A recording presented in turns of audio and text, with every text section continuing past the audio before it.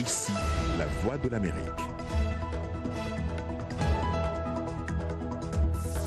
Mesdames, Messieurs, bonsoir. Bienvenue dans Le Monde aujourd'hui. On commence par les titres de cette édition. Merci beaucoup, monsieur. L'OTAN étale ses divisions à Londres. La 70e rencontre de l'Alliance s'est ouverte ce mardi sous un climat tendu marqué par des divergences sur plusieurs dossiers. Le Maroc connaît une forte croissance économique, mais problème, de nombreux Marocains vivent toujours dans la pauvreté, illustration dans le nord-ouest du pays. Jusqu'où ira la lutte contre la corruption au Gabon? En tout cas, l'opération lancée depuis quelques semaines fait déjà tomber des têtes. La réaction de la société civile dans ce journal.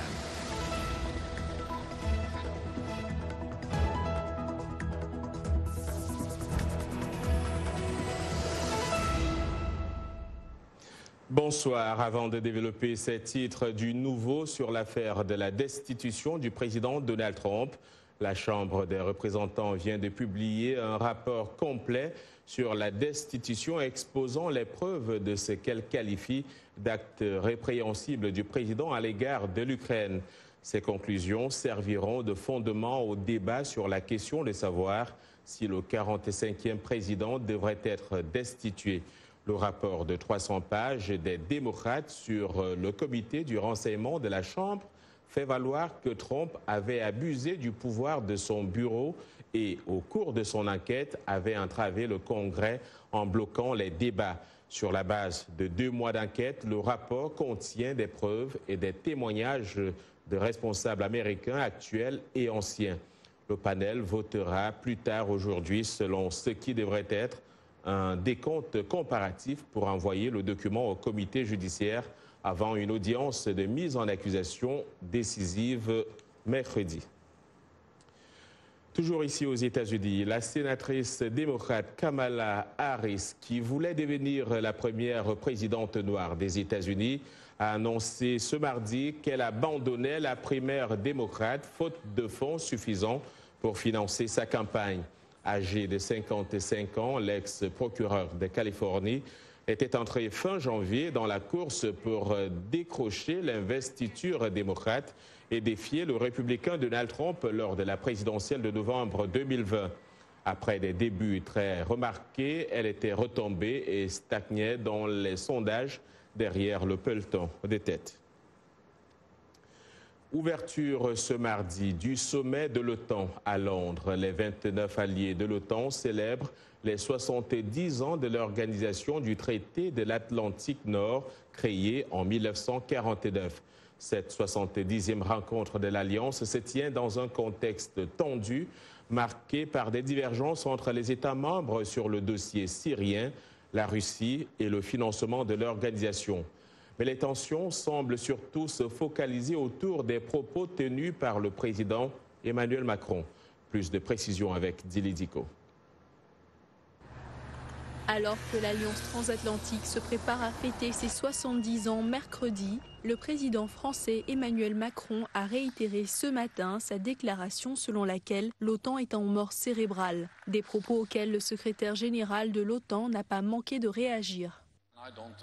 Je ne suis pas d'accord et je pense que ce qui est encore plus important que le fait que je ne suis pas d'accord, c'est que lorsque vous observez l'OTAN, vous constatez que nous réalisons nos objectifs, que nous en faisons beaucoup, que nous agissons ensemble et que nous prouvons chaque jour que cette alliance est agile, active et performante.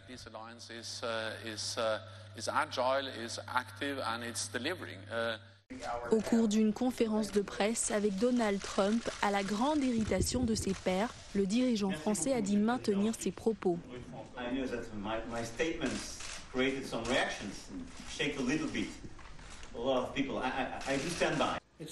C'est une déclaration très dure. Lorsque vous faites une déclaration comme celle-là, ce sont des propos très méchants, insultants, qui s'adressent aux 28 autres pays membres.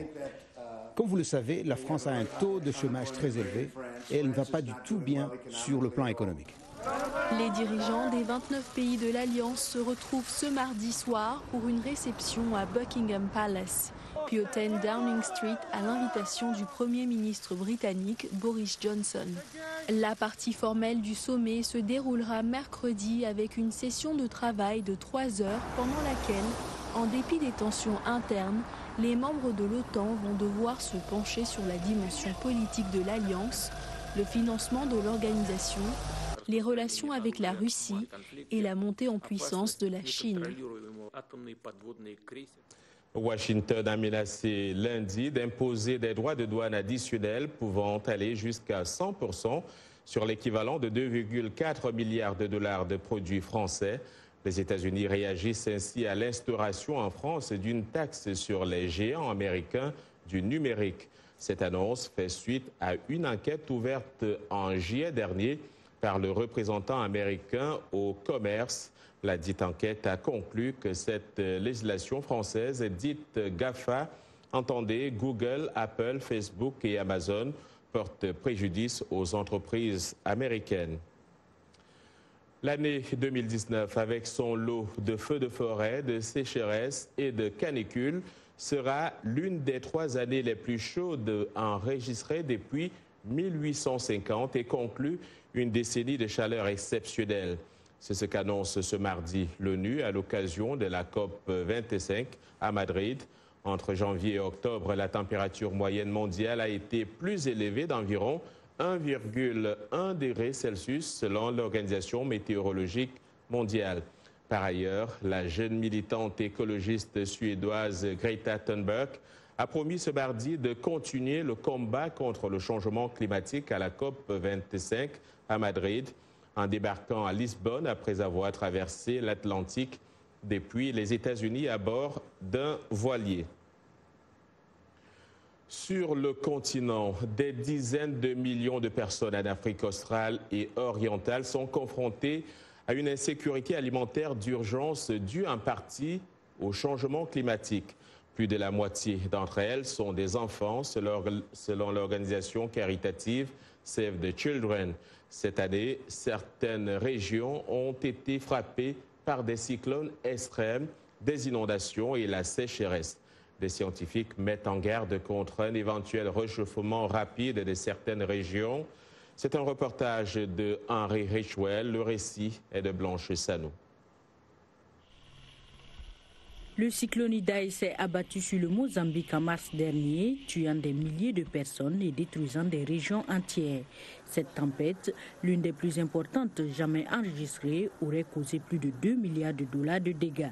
Un mois plus tard, le Mozambique a encore été frappé par une autre tempête, le cyclone Kenneth, tuant des dizaines de personnes. Jamais auparavant, ce pays n'avait été frappé par 2 cyclones au cours d'une même saison. L'organisation caritative Save the Children estime que l'année 2019 restera dans l'histoire comme l'année de la pire crise climatique en Afrique orientale et en Afrique australe. Elle prévient également qu'au moins 33 millions de personnes dans la région seront confrontées à des niveaux d'insécurité alimentaire d'urgence, dont plus de 16 millions d'enfants, et cela est dû au changement climatique. Le lien avec le changement climatique est en réalité l'effet composé de plusieurs urgences à la fois. Donc la capacité des victimes à se remettre d'un choc, comme une sécheresse ou une inondation, à un moment donné, se réduit de plus en plus. Et par conséquent, leurs moyens de subsistance diminuent lentement et sûrement ou sont littéralement emportés. Un rapport de 2015 du groupe d'experts intergouvernemental sur l'évolution du climat indique que les températures augmentent en Afrique australe à un taux 2 fois supérieur à celui du monde. Save the Children affirme que les dirigeants des pays industrialisés doivent s'engager à réduire davantage leurs émissions de gaz à effet de serre et à soutenir davantage les personnes les plus touchées par le changement climatique. Si vous êtes un enfant qui grandit en Afrique orientale ou australe, vos chances de survie sont actuellement affectées par des actions entreprises par des personnes dans une autre partie du monde sur laquelle vous avez très peu de contrôle ou d'effet. 29 000 délégués se réunissent à Madrid pour la conférence sur le climat de la COP 25. Le président américain Donald Trump n'est pas présent. Il s'est retiré de l'accord historique de Paris sur le climat qui, selon lui, pénaliserait injustement l'économie américaine. Au Maroc, la croissance économique rapide a transformé une grande partie de la côte nord-ouest du pays, stimulant davantage le secteur privé. Mais problème, une grande partie des Marocains pauvres sont toujours laissés pour compte et ont du mal à embarquer dans ce train de développement à grande vitesse. Yacouba Ouedraogo. Gare avec toutes les commodités modernes, train à grande vitesse reliant Casablanca à Tanger, entre autres, ces signes visibles du développement ne cachent pas la réalité. Dans les hautes forêts de cèdres du Moyen Atlas à l'est de Rabat, d'anciens nomades vivent encore dans des tentes couvertes de bâches en plastique, loin de l'école ou de l'hôpital. Fadma Sazaf vit ici avec sa famille. Nous n'avons pas d'eau, pas d'électricité, pas d'école pour les enfants, pas d'hôpital. Chaque fois qu'une personne tombe malade, elle doit être transférée à Enle. Et l'hôpital manque d'équipements nécessaires. Il nous demande d'aller à l'hôpital d'Arzou. On n'a pas les moyens d'aller à Arzou. Les moutons et la tente appartiennent à un propriétaire qui se trouve en France. Comme paiement annuel, le couple reçoit un quart des agneaux nés chaque année. Mohamed Amrani est berger et souffre de maux de dos. Il rêve d'une vie meilleure. Nous souhaitons vivre en ville, comme les autres résidents, dans un environnement propre et être plus près de l'électricité et des écoles. Nous souffrons des problèmes de santé et nous ne trouvons pas de médicaments. Hier encore, j'ai ressenti des maux de dos et je ne sais pas s'il s'agit d'une sciatique ou d'un problème rénal. Le gouvernement marocain dit avoir alloué 770 millions de dollars à la lutte contre les disparités sociales et régionales. Une forte somme dont les résultats se font toujours attendre, en tout cas dans ces hautes forêts de cèdres. L'opération de lutte contre la corruption engagée par les autorités gabonaises monte d'un cran. Brice Lacruche Alihanga, ancien directeur du cabinet du président Ali Bongo Ondimba, a été interpellé ce mardi. Selon le journal pro-gouvernemental de l'Union, en 2 ans, 85 milliards de francs CFA se seraient volatilisés de l'entreprise publique Gabon Oil Company, supervisée par l'Union, par l'un de ses proches invisibles depuis, à la tête d'un ministère sans réel pouvoir et après l'arrestation d'une bonne dizaine de personnalités proches de lui. M. Lacruche a été interpellé ce matin à son domicile, de même que 2 ministres considérés comme ses proches et limogés du gouvernement, comme lui lundi soir. Il s'agit de Tony Ondomba, ex-ministre de l'Énergie, et Noël Mbumba, ex-ministre du Pétrole. Et pour parler de cette opération de lutte contre la corruption au Gabon, accueillons tout de suite au téléphone Georges Mpaga. Vous êtes président du conseil d'administration du réseau des organisations libres de la société civile pour la bonne gouvernance au Gabon et coordonnateur national adjoint de Publier ce que vous payez Gabon. Bonsoir, monsieur. Oui, ma fonction est... Alors, comment cette opération est-elle vécue au Gabon? Bon, l'opération est vécue avec douleur par la population gabonaise qui croupissent sous le poids de la misère, sous le poids des inondations, sous le poids des maladies endémiques, sous le poids de la paupérisation. Ces populations vivent vraiment avec stupéfaction ce au niveau de corruption politique. Donc les populations se sentent vraiment désabusées par la corruption du gouvernement. Alors, qui est à l'origine de cette lutte? Cette opération est-elle le résultat d'une lutte de clans autour du président Ali Bongo Ondimba? Bon, je pense que ce qu'il faut comprendre d'abord, c'est que ce sont les proches du président de la République qui sont visés par cette opération de corruption et qui sont à l'origine de cette grande entreprise de corruption. C'est une corruption qui se situe essentiellement au niveau du cabinet présidentiel et voilà. Donc au niveau de l'exécutif. Les personnes incriminées sont les plus proches collaborateurs du président. Merci Georges Mpaga, merci d'avoir été avec nous. Vous regardez Le Monde aujourd'hui en direct de Washington sur VOA Afrique.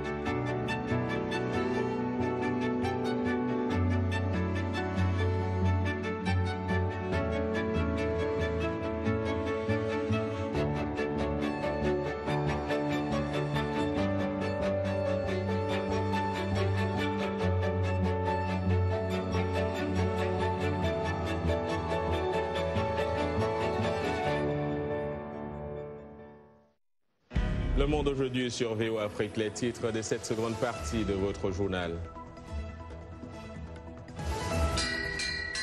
Dans cette partie du journal, nous irons en Côte d'Ivoire où un programme du Fonds des Nations Unies tente de donner une seconde vie au plastique et ça donne des écoles. Si vous aimez le chocolat, nous vous proposerons dans un instant de goûter à celui confectionné par le chef André Bayala au Burkina Faso. Ballon d'or, le 6e de Léo Messi, réaction mitigée en Afrique. Ce sera dans la rubrique sportive de Yacouba Ouedraogo.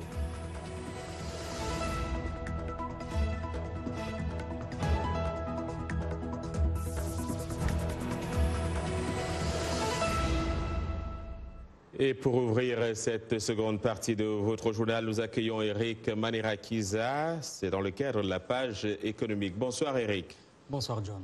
On parle d'un 4e pont à Abidjan sur la lagune Ébrié. Les travaux de construction ont débuté avec l'opération de déguerpissement. De quoi s'agit-il? Eh bien, des milliers d'habitants du quartier Borbina ont été forcés de quitter les lieux. C'est l'un des plus grands bidonvilles d'Abidjan, dans la commune de Atekoubé, qui compte près de 60 000 habitants. Il a fallu le passage des bulldozers pour démolir plusieurs habitations devant des populations médusées. Quelques habitants cherchent encore dans les décombres ce qu'ils peuvent sauver. Le gouvernement a prévu quelques 34 milliards de francs CFA pour indemniser ou reloger des populations de ces zones très denses. Mais la plupart ne savent pourtant pas où elles vont aller. Suivez. Tous désespérés à cause de leur projet de pont. Avant-hier, on est tout d'un coup, nous sommes à Bourbana ici. Avant-hier, on vient nous dans nos séquelles, on a qu'à quitter ici aujourd'hui samedi. Dans 3 jours, d'où on va partir? Il y a des parents qui sont dans les quartiers qui ne savent pas d'où ils vont partir. Nous avons des vieilles qui sont malades, qui sont dans les quartiers. Nous ne savons pas d'où on va partir. Ici en Côte d'Ivoire, les maisons sont trop chères. Il peut y avoir des omissions, mais on a des bureaux qui prennent les plaintes, les omissions, pour qu'on puisse traiter ces dossiers. Mais toutes les personnes qui sont aujourd'hui ont été effectivement indemnisées. Donc ceux qui sont indemnisés, ce sont les bâtis de ces personnes que nous sommes en train de démolir. L'infrastructure sera longue de 1,4 km, John, et doit relier le plateau, quartier administratif et des affaires à Yopougon, afin de désengorger le nord d'Abidjan, peuplé de 5 millions d'habitants en proie à des embouteillages permanents. Vous parlez d'infrastructures, Eric. Elles sont d'ordre routier et ferroviaire et sont essentielles pour le développement économique. Au Mali, on pleure l'effondrement de Sahel Express. Depuis le 17 mai 2018, John, pas un seul train n'a emprunté la ligne reliant les capitales maliennes et sénégalaises. Ce joyau datant la piste de la gare de Bamako est méconnaissable. Les wagons bien admirés du train vert sont rouillés et abandonnés. Il y a quelques années, chaque village se trouvant le long de la voie fêtait l'arrivée du train. Il y avait à bord du poisson frais de la côte. Certains villageois recevaient un précieux colis en provenance d'Europe. Il y a quelques années, chaque village, de nombreux employés, John, de la compagnie de ce chemin de fer restaient techniquement employés et se présentent toujours à la gare, mais ils ne sont pas rémunérés, comme vous allez le suivre. Aujourd'hui, un lundi, c'était le départ du train 12.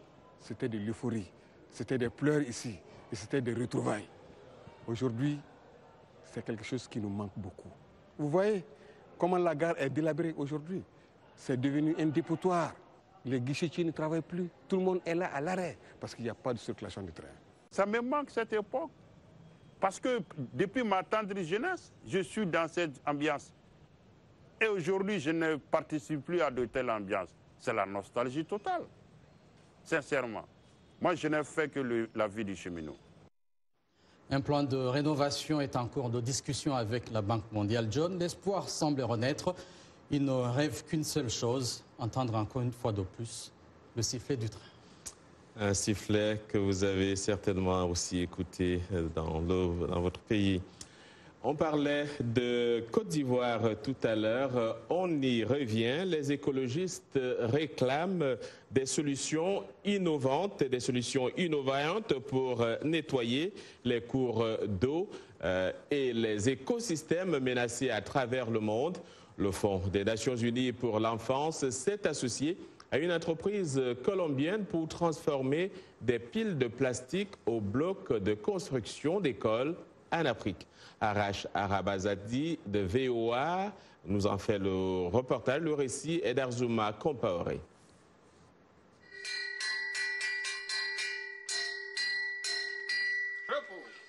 Attention. Il n'y a pas si longtemps, 114 étudiants n'avaient nulle part où étudier. Février-mars, dans le mois de février, en congé de mi-février, il y a eu un grand vent suivi d'une forte pluie.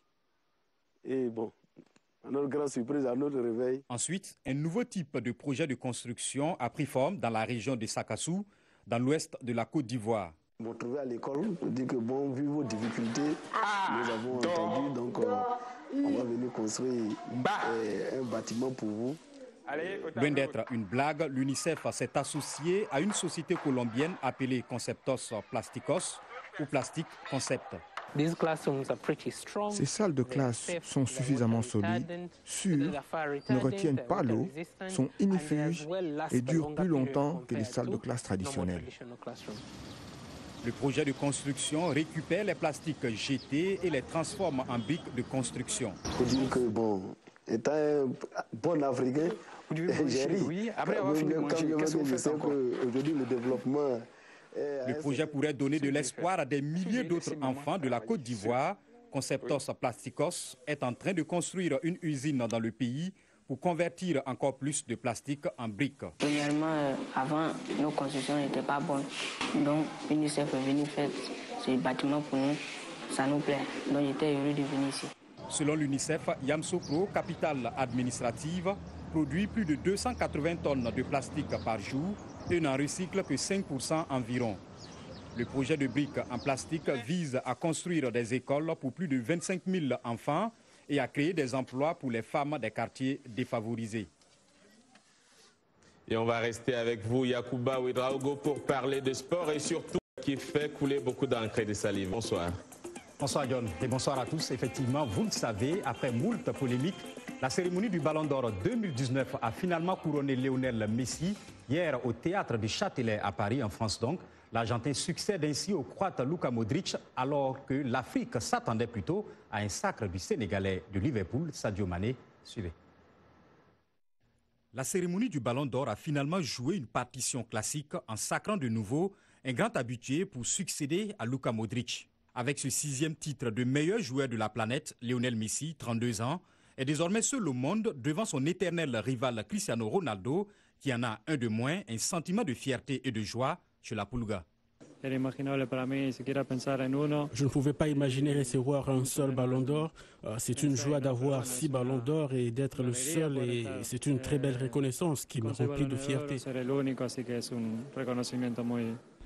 L'attaquant du FC Barcelone a devancé le défenseur néerlandais de Liverpool, Virgil van Dijk, le coéquipier en club de ce dernier, le Sénégalais Sadio Mané, vainqueur de la Ligue des Champions co-meilleur buteur de Premier League avec Liverpool et vice-champion d'Afrique avec sa sélection, avait été plébiscité par de nombreux observateurs. Le Lion de la Teranga a finalement terminé hors du podium, se classant 4e, absent de la cérémonie. Mané reste fair play. J'aurais aimé être là avec vous, mais malheureusement mon calendrier ne me le permet pas puisque j'ai un match ce mercredi. Et je dis bravo aux vainqueurs. On se donne rendez-vous l'année prochaine. J'essaierai d'être là et peut-être pour soulever le ballon d'or, Inch'Allah. Ce fair play de Sadio Mané contraste avec le sentiment de certains Africains déçus, comme ici à Dakar. Je ne sais pas qu'il est africain ou sénégalais, mais il est numéro 1. En ce moment-là, tout le monde le dit, mais pour moi, Messi, il n'a pas fait une meilleure saison que Sadio Mané. Moi, je ne discute pas le fait que Messi ait le ballon d'or, ça je ne discute pas, je suis très raisonnable. Et 4e place pour Mané aussi, je trouve ça un peu quand même exagéré. Chez les dames, l'américaine Megan Rapinoe, championne du monde avec Team USA, a remporté le 2e ballon d'or féminin de l'histoire, meilleure buteuse et meilleure joueuse du mondial. Elle succède à la norvégienne Ada Egeberg, l'attaquante de Lyon, sacrée en 2018.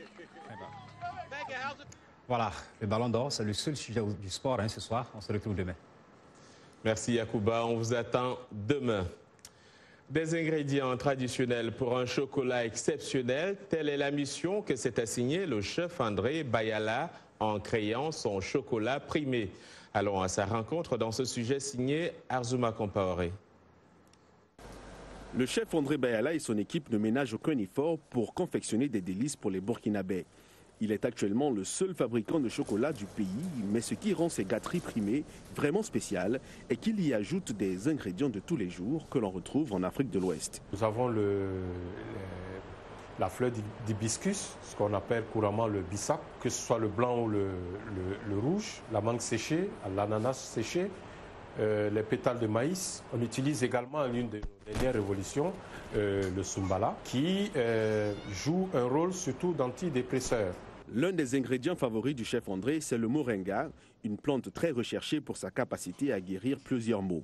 Le moringa a tous les éléments nutritifs nécessaires pour la croissance, le maintien et aussi pour soigner certaines maladies telles que la tension, le diabète et bien d'autres maladies. C'est justement pour ces raisons que les clients de chef André reviennent régulièrement. L'originalité. Ça change de ce qu'on a l'habitude de prendre comme chocolat. On a des goûts qui diffèrent, qui viennent vraiment de chez nous.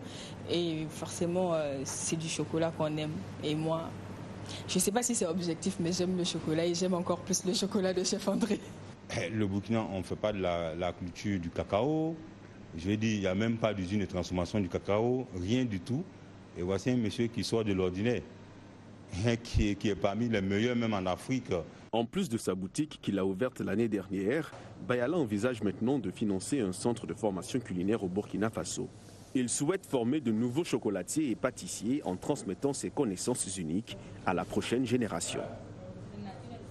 Voilà, et on va terminer par le rappeur Drake qui a été révélé ce mardi comme étant l'artiste le plus diffusé des années 2010 par Spotify. Le service de streaming numérique a annoncé que Drake avait battu Ed Sheeran à la première place, bien que Sheeran ait enregistré la chanson la plus diffusée de la décennie avec Shape of You.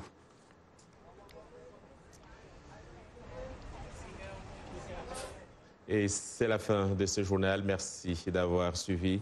Excellente soirée à toutes et à tous. Demain est un autre jour. Bonsoir.